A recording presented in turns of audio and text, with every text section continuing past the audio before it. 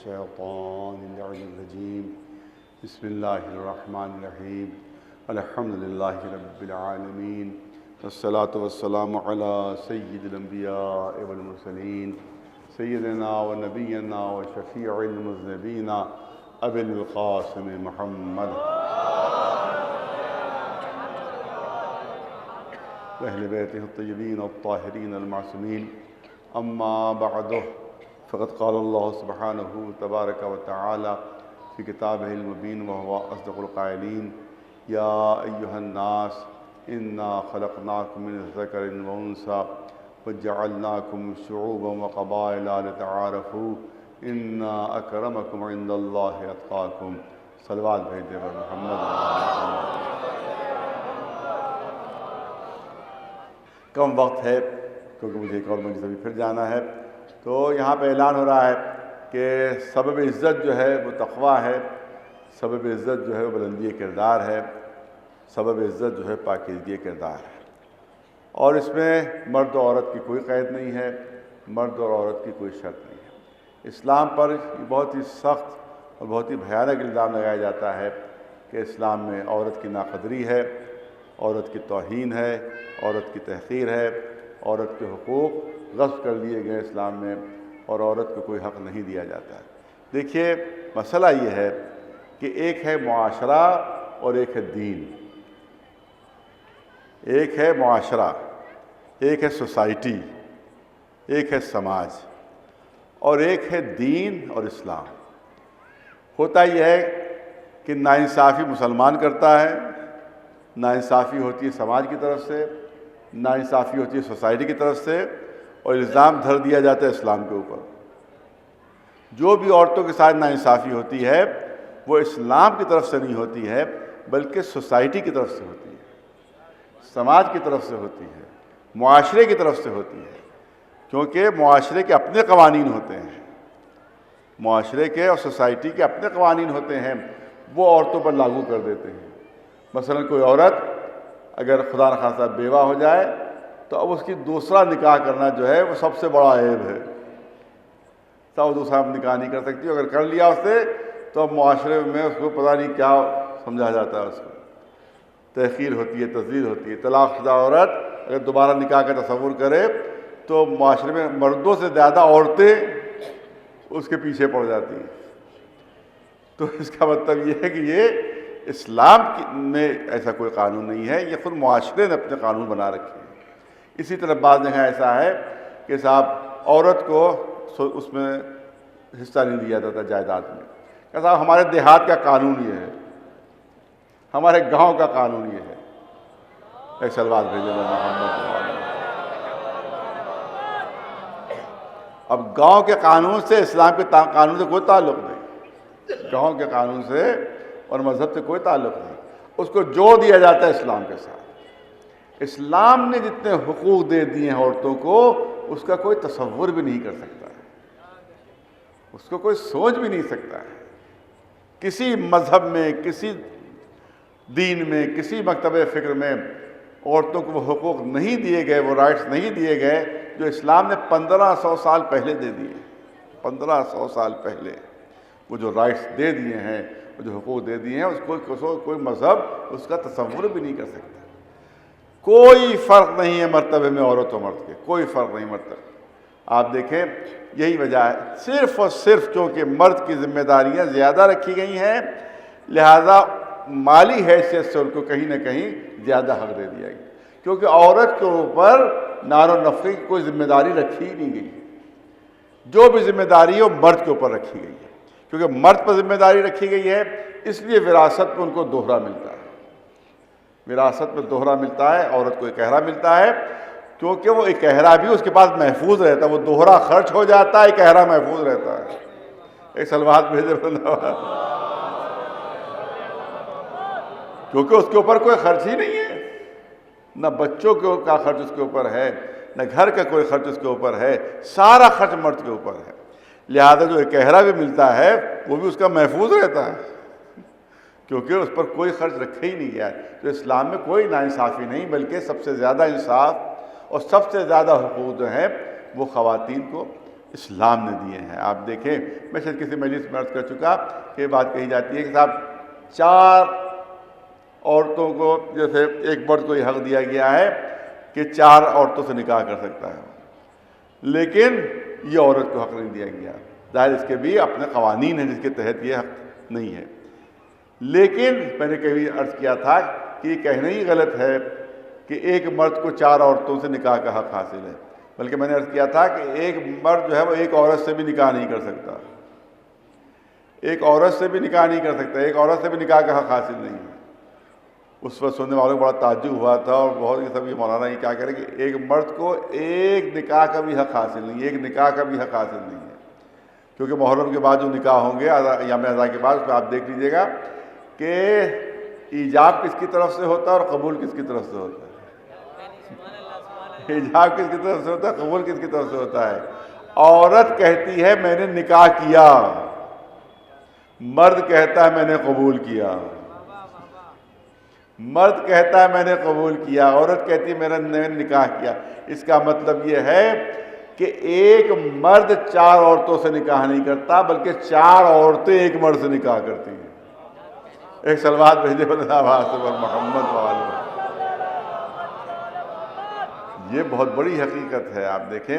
اور جو بھی خرچ ہے، آج جو کہا جاتا ہے کہ صاحب 4 بچیاں ہیں میری، کوئی کہتا ہے 6 بچیاں ہیں میری، ہم کیا کریں صاحب، ہماری آمدنی نہیں ہے۔ اسلام نے لڑکی والوں پہ کوئی خرچ رکھا ہی نہیں ہے، کوئی خرچ لڑکی والوں پر ہے ہی نہیں، شادی کا کوئی خرچ نہیں ہے، کیونکہ 2 خرچ ہیں اسلام میں، اسلامی لحاظ سے، دینی لحاظ سے، مذہبی لحاظ سے صرف 2 خرچ ہیں شادی میں، صرف 2 خرچ ہیں، ایک واجب ہے اور ایک مستحب ہے۔ صرف نکاح میں، شادی میں صرف 2 خرچ ہیں، اس کے علاوہ اسلام میں کوئی خرچ نہیں ہے۔ ایک واجب ہے، ایک مستحب ہے۔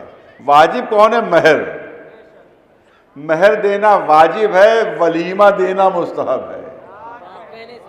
واجب بھی مرد کے اوپر ہے، مستحب بھی مرد کے اوپر ہے، عورت کے اوپر کوئی خرچ ہے ہی نہیں، لڑکی والوں پہ کوئی خرچ ہے نہیں۔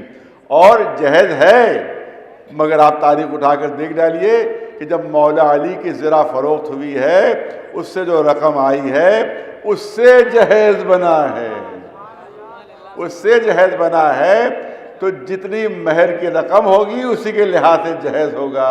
تو اگر لڑکا جہیز چاہتا ہے تو مہر کی رقم بڑھاتا چلا جائے، جہیز میں اضافہ ہوتا چلا جائے گا۔ ایک صلوات بھیجے آواز محمد۔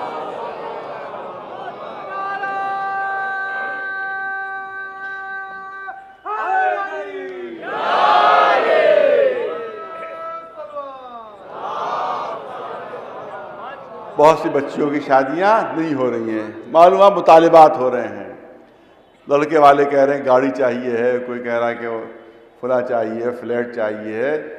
تو میں معذرت کے ساتھ کہنا چاہتا ہوں کہ طرح طرح کے بھکاری ہوتے ہیں،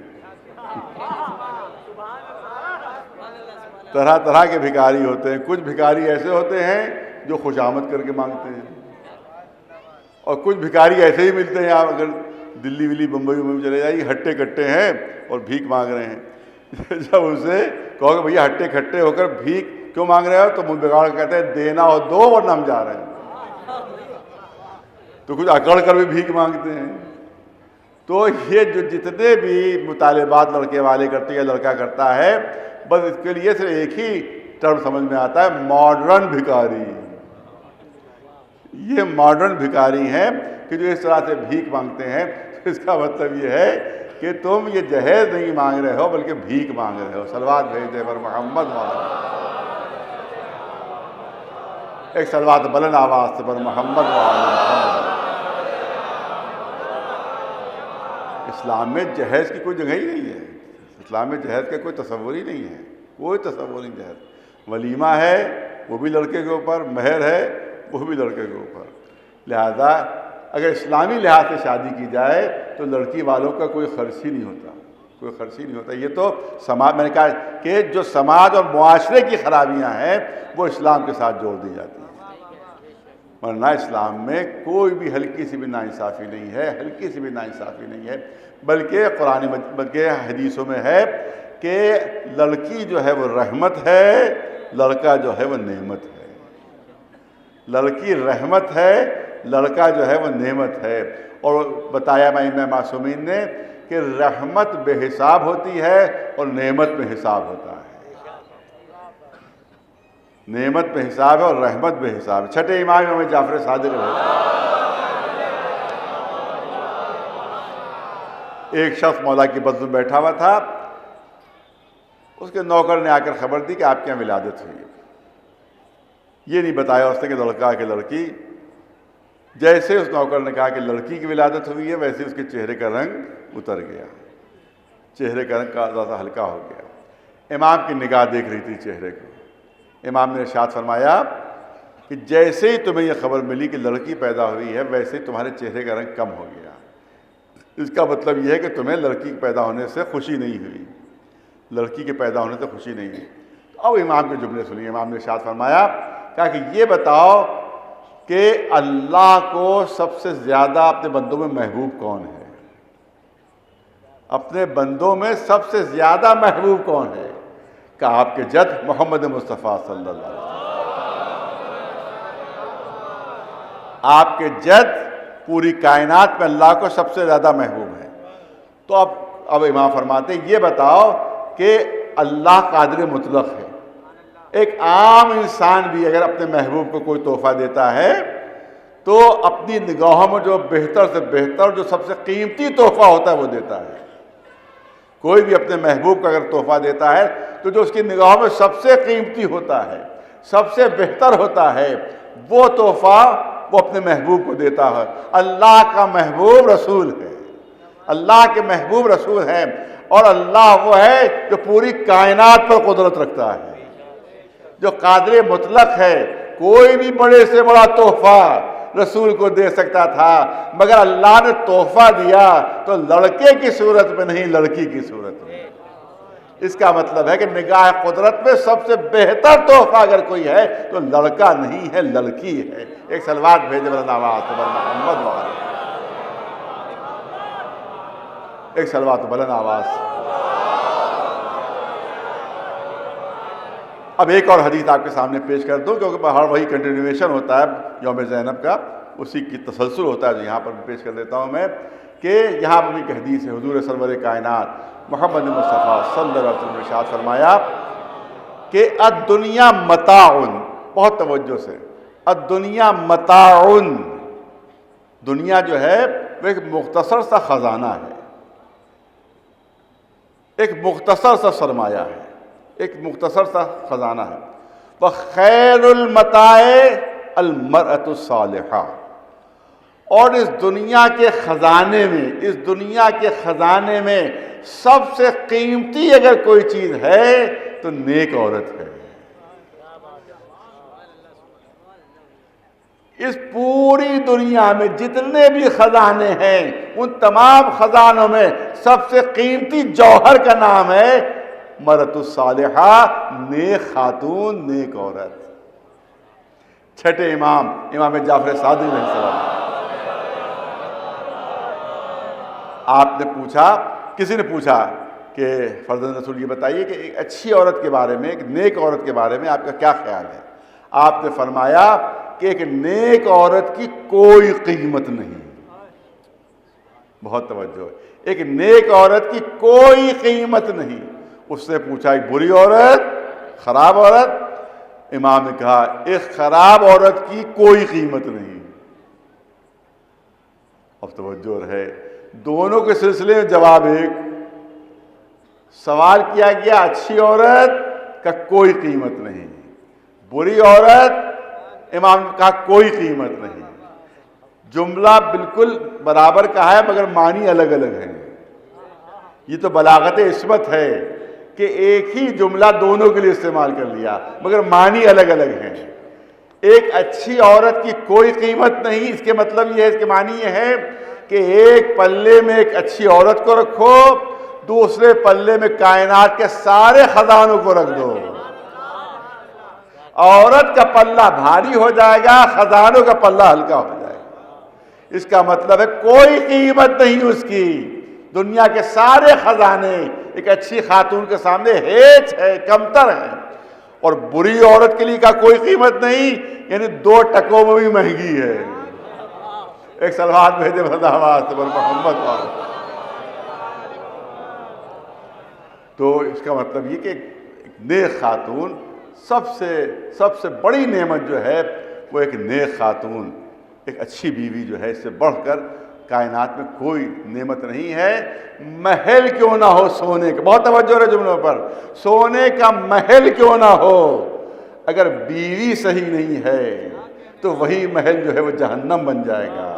اور جھوپڑی کیوں نہ ہو، اگر بیوی صحیح ہے تو وہی جھوپڑی جنت بن جائے گی۔ ایک صلوات بھیجے بلند آواز سے پر محمد والے۔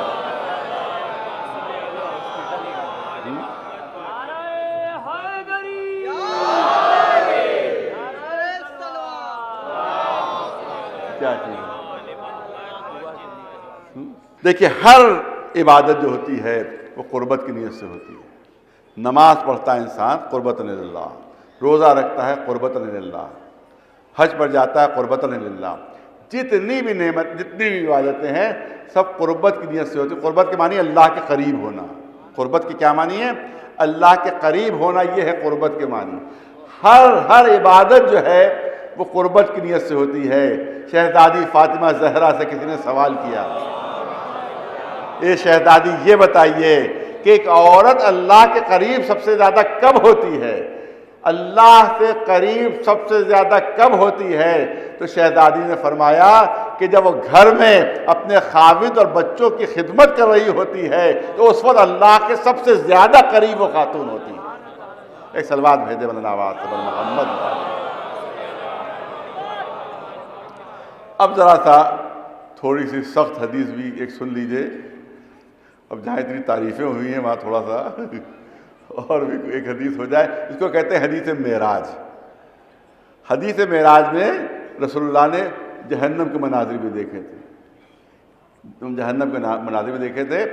تو کچھ عورتوں کو دیکھا کہ ان کی زبان جو ہے وہ سلاخ سے داغی جا رہی ہے، کچھ عورتوں کو دیکھا وہ ٹانگوں کے بھل جہنم میں لٹکائی گئی ہیں، کچھ عورتوں کو دیکھا کہ بالوں کے ذریعے سے لٹکی ہوئی ہیں۔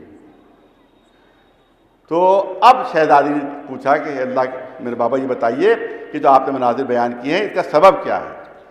کہا کہ جو، اب توجہ رہے کہ بہت جیسا میں چاہتا ہوں ایک پیغام پہنچے اس مجلس کے ذریعے سے اور ٹی وی کے ذریعے سے پیغام پہنچے۔ رسول اللہ نے ارشاد فرمایا کہ جو نامحرموں کو اپنے بال دیکھنے کا موقع دیتی ہیں وہ جہنم میں بالوں سے لٹکا دی جائیں گی۔ جو نامحرموں کو اپنے بالوں کو دیکھنے کا موقع دیتی ہیں وہ جہنم میں بالوں سے لٹکائی جائیں گی۔ اور جو پیروں سے لٹکائی جائیں گی، کہا جو شوہر کی اجازت کے بغیر گھر سے نکلتی ہیں وہ ٹانگوں سے لٹکا دی جائیں گی۔ اور جن کی زبان داغی جائے گی، کہا جو غیبت کرتی ہیں ان کی زبان داغی جائے گی۔ اور کچھ عورتیں اس طرح سے، آپ نے دیکھا ہوگا ہوٹلوں میں جو مرغیاں کبھی کبھی بھنی ہوئی لٹکا دی جاتی ہیں، ہاتھ اور پیر باندھ کے اس طرح سے وہ لٹکی ہوئی ہوں گی۔ کہا یہ کون؟ کہا جو چغل خوری کرتی ہیں اور جو نمازوں میں کاہلی کرتی ہیں، وہ اس طرح سے لٹکی ہوئی ہوں گی کہ جس طرح سے بھنی ہوئی مرغیاں ہوٹل میں لٹکی ہوئی نظر آتی ہیں۔ تو اس کا مطلب یہ ہے کہ عورت اگر اچھی ہے تو یہی دنیا جنت ہے، اگر خدا نہ خاصہ خراب ہے تو یہی دنیا جہنم بن جاتی ہے۔ ایک صلوات بھیجے بلند آواز سے محمد والے۔ ایک صلوات اور بلند آواز سے۔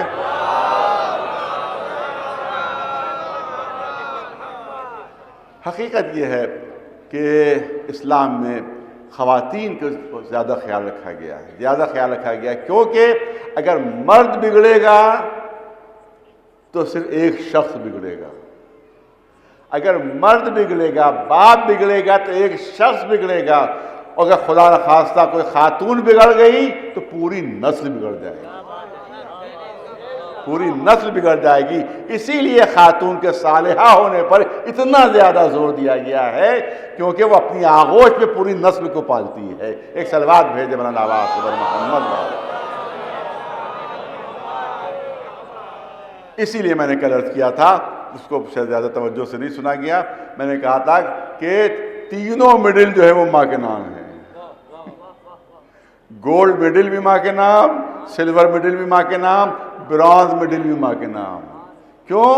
کیونکہ وہ بچے کی ولادت کے سلسلے میں جو زحمتیں برداشت کرتی ہے، جو زحمتیں برداشت کرتی ہے، لہذا قدرت نے سارا صلہ عورت کو دے دیا ہے. اسی لیے رسول اللہ نے فرمایا، 3 مرتبہ رسول نے ماں کا نام لیا. کس کے ساتھ خدمت کرو؟ ماں کے ساتھ. کس کی خدمت کرو؟ ماں کی خدمت کرو. کس کی خدمت کرو؟ ماں کی خدمت کرو. چوتھے نمبر پر باپ کا نام. تو میں نے کہا گولڈ میڈل بھی ماں کو، سلور میڈل بھی ماں کو، برونز میڈل بھی ماں کو، پھر کنسولیشن پرائز جو ہے وہ ابا کو مل جاتا ہے.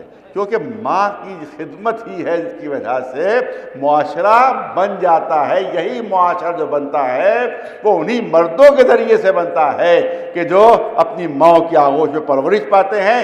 جیسا معاشرہ ہو، جیسی ماں باپ ہوں گے، جیسی ماں ہوگی، ویسے ہی معاشرہ ہوگا. ایک صلوات بھیجے پر محمد وعلى.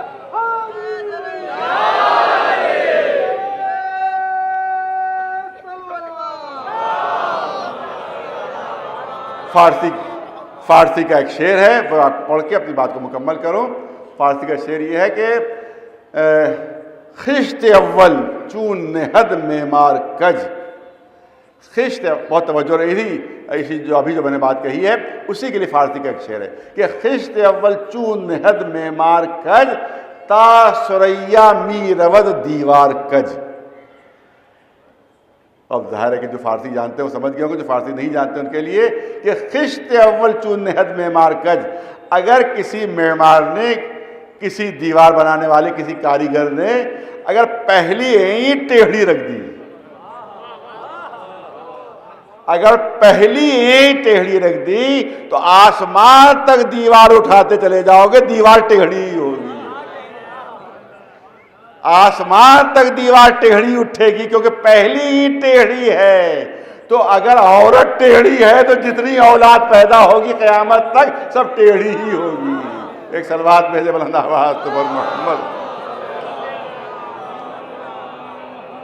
سب سے زیادہ توجہ جہاں لڑکوں کی تربیت پہ ہونا چاہیے، وہاں لڑکیوں کی تربیت پر بھی ماں باپ کو بہت زیادہ توجہ کرنا چاہیے کہ اسلامی تعلیمات ان کو دیں، دینی تعلیمات ان کو دیں.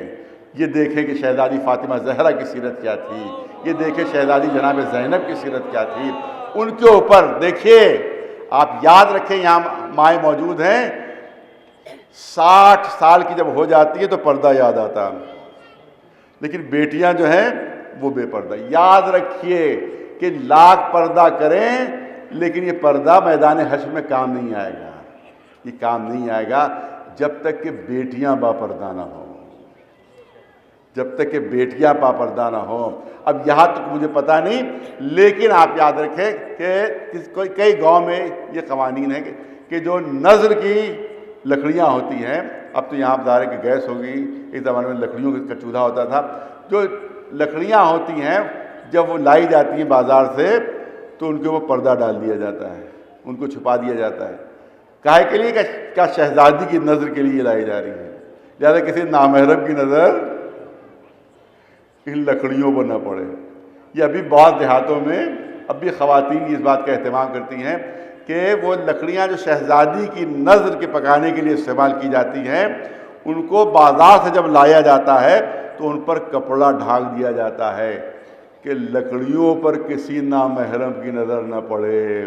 بس یہی فلسفہ سمجھ میں نہیں آ رہا ہے، یہی فلسفہ سمجھ میں نہیں آ رہا ہے کہ لکڑیوں پر تو پردہ ڈالا جا رہا ہے مگر لڑکیاں بے پردہ گھمائی جا رہی ہیں.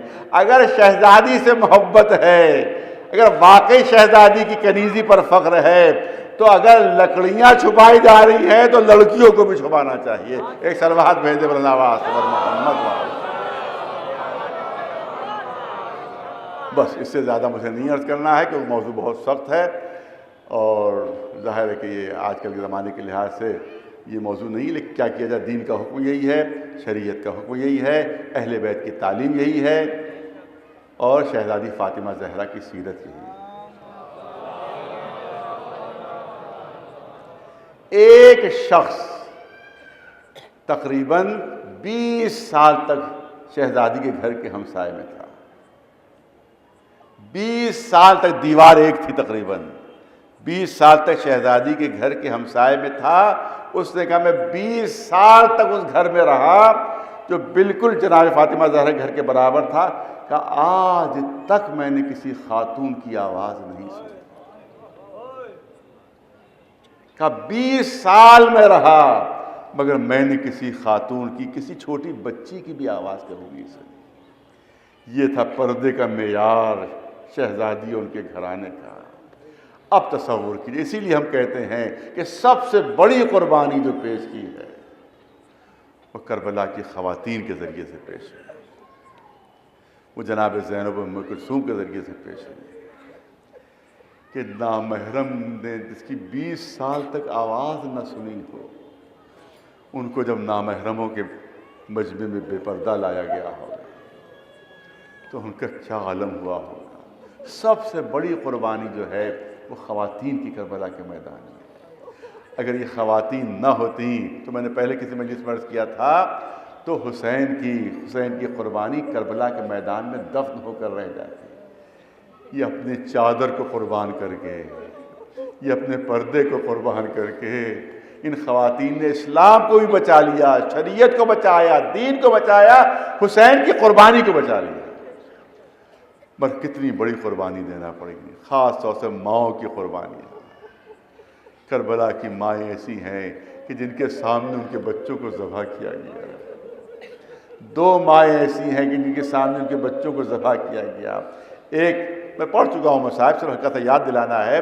ایک تو جناب مسلم بن اوسجہ کی بیوہ کہ ان کے سامنے ان کے بچے کا گلا کاٹا گیا, ان کے سامنے ذبح کیا گیا. اور دوسری خاتون کون ہے؟ مادر جناب وہاب کہ جن کے سامنے ان کے بچے کا گلا کاٹا گیا. کتنے بچے ایسے ہیں جو کربلا میں پیاس سے تڑپ تڑپ کر مر گئے. بس اس مجلس کے جو مخصوص مصائب ہیں وہی چند جملے آپ کے سامنے پیش کرنا چاہتا ہوں کہ روایت تاریخ اور کربلا کی تاریخ یہ بتاتی ہے کہ جب مدینے سے قافلہ چلا تھا تو اس کے ساتھ کل 52 بچے تھے. دیکھیے خواتین کی قربانیاں, ماؤں کی قربانیاں. جب یہ مدینے سے قافلہ چلا تھا تو اس کے ساتھ کل 52 بچے تھے. لیکن عصر عاشور سے کچھ پہلے جب جناب عباس امام حسین کی خدمت میں آئے ہیں اور مرنے کی اجازت مانگی ہے تو صاحب ریاض الخضر تحریر کرتے ہیں کہ خیموں کے اندر یہ بات پہنچ گئی کہ چچا مرنے کی اجازت مانگ رہے ہیں, جناب عباس مرنے کی اجازت مانگ رہے ہیں. تو وہ لکھتے ہیں کہ جتنے بچے تھے وہ سب فریاد کرتے ہوئے باہر نکل آئے تھے کہ ہائے پیاس ہمیں مارے ڈال رہی ہے, ہائے پیاس ہمارا کلیجہ بھونے دے رہی ہے. مگر جانتے ہیں تعداد کتنی لکھی؟ کیا کل 28 بچے, کل 28 بچے خیموں سے باہر نکلے تھے. اس کا مطلب یہ ہے کہ 24 بچے پیاس سے دم توڑ چکے تھے. آپ مجلس کے بعد 24 چھوٹے چھوٹے تابوت دیکھیں گے. 24 چھوٹے چھوٹے تابوتوں کی زیارت کرائی جائے گی. یہ انہی بچوں کی یاد میں ہے جو کربلا کے میدان میں جنہوں نے پیاس سے دم توڑ دیا تھا. صاحب ریاض الخضر کہتے ہیں کہ بچے باہر تو نکل آئے تھے مگر عالم یہ تھا کہ 2 قدم چلتے تھے اور زمین پر گر پڑتے تھے اور فریاد کرتے تھے کہ ہائے پیاس ہمیں مارے ڈال رہی ہے, ہائے پیاس ہمارا کلیجہ بھونے دے رہی ہے. پھر بڑی مشکل سے اٹھتے تھے مگر 2 قدموں سے زیادہ نہیں چلا جاتا تھا. اس کا مطلب ہے کہ 52 بچے مدینے سے چلے تھے مگر عصر عاشور تک آتے آتے کل 28 بچے زندہ رہے. تو جب 28 بچے زندہ تھے تو شام غریبہ میں جناب زینب کو ان 28 بچوں کو ملنا چاہیے تھا. لیکن آپ کے سامنے تاریخ شام غریبہ موجود ہے کہ جس وقت جناب زینب نے بچوں کو تلاش کرنا شروع کیا, پورے میدان میں بچوں کو ڈھونڈ رہی ہے مگر بچے نہیں مل رہے ہیں. کبھی فرات کی طرف رخ کر کے فریاد کرتی ہے, اے بھیا عباس اپنی بہن کی مدد کے لیے آ جاؤ. تمہاری بہن کو بچے نہیں مل رہے. جب پورے میدان میں بچوں کو ڈھونڈا تو تعداد کل 12 تھی. 52 بچے چلے تھے مگر عصر عاشور آتے آتے 28 بچے رہ گئے اور شام غریبہ میں کل 12 بچے جناب زینب کو ملے ہیں. یہ بچے کیا ہوئے تاریخ میں نہیں ہے, ہسٹری میں نہیں ہے کیا ہوئے یہ بچے, مگر دل کہتا ہے کہ جب خیموں میں آگ لگائی گئی, جب بیویوں کے سروں سے چادریں چھینی گئی, بیویاں گھبرا کر ایک خیمے سے دوسرے خیمے میں, جلتے ہوئے خیموں میں بچے چھوٹ گئے. کتنے بچے جل کر مر گئے. بس ہزاروں 2 جملے سن لیجیے. اس کا مطلب ہے شام غریبہ تک 12 بچے زندہ تھے. تو اب ان 12 بچوں کو جب اہل حرم آزاد ہوئے ہیں, جب ان کو زندان سے آزاد کیا گیا ہے, تو ان 12 بچوں کو تو مدینے پہنچنا چاہیے تھا. ارے 12 نہیں تو 11 کو پہنچنا چاہیے تھا, کیونکہ صرف اور صرف جناب سکینہ کے سلسلے میں تاریخ میں ہے کہ قید خانہ شام میں آپ کی شہادت ہوئی ہے. صرف ایک بچی کی شہادت ہے, صرف جناب سکینہ کی شہادت ہے. تو اب 11 بچوں کو تو واپس مدینے پہنچنا چاہیے تھا. لیکن تاریخ لکھتی ہے کہ جب یہ مائیں مدینے کے قریب پہنچی تو ہر ماں فریاد کر رہی تھی, اے مدینے ہمیں قبول نہ کرنا. ارے جب ہم چلے تھے تو ہماری گودیں بھری ہوئی تھیں, جب واپس آئے ہیں تو ہماری گودیں خالی ہیں. عزادارو یہ بچے کیا ہوئے ہیں؟ عزادارو آج بھی اگر کچھ راستے پر سفر کرے کہ جس راستے پر ان بیویوں کو قید کر کے شام تک لے جایا گیا تھا, تو آج بھی چھوٹی چھوٹی قبریں بنی ہوئی مل جائیں گی جہاں مجاور بیٹھے ہوں گے جو کہیں گے یہ وہ بچے ہیں جو کربلا کی بیویوں کے ساتھ ساتھ تھے. ارے کون سا غضب ہو گیا, کون سا ظلم ہو گیا کہ ننھے بچے راستے میں مر گئے. روایت کہتی ہے کہ بے کجاوا اونٹوں پر ماؤں کو بٹھا دیا گیا تھا, ماؤں کے ہاتھ پسے گردن سے باندھ دیے گئے تھے, ننھے بچوں کو ماؤں کے ساتھ بٹھایا گیا تھا, اور شبر کا حکم تھا کہ اونٹوں کو تیز رفتاری سے دوڑایا جائے. جب اونٹ تیز رفتاری سے دوڑنے لگتے تھے تو بچے اونٹوں پر سنبھل نہ پاتے تھے, جب گرنے لگتے تھے تو ماں کو مدد کے لیے پکارتے تھے, اے اماں ہمیں بچا لیجئے, اے اماں ہم گر رہے ہیں ہمیں روک لیجئے. مگر ماں کے ہاتھ پسے گردن سے بندھے ہوئے, ماں مجبور تھی, بچہ زمین پر گر پڑتا تھا. تاریخ کہتی ہے کہ پیچھے سے تیز رفتار لشکر آ رہا تھا. ارے گھوڑوں کی ٹاپوں میں بچے پامال ہوتے گئے, مائیں فریاد کرتی رہی, مگر کوئی مدد کرنے والا نہیں تھا, ماؤں کی کوئی مدد.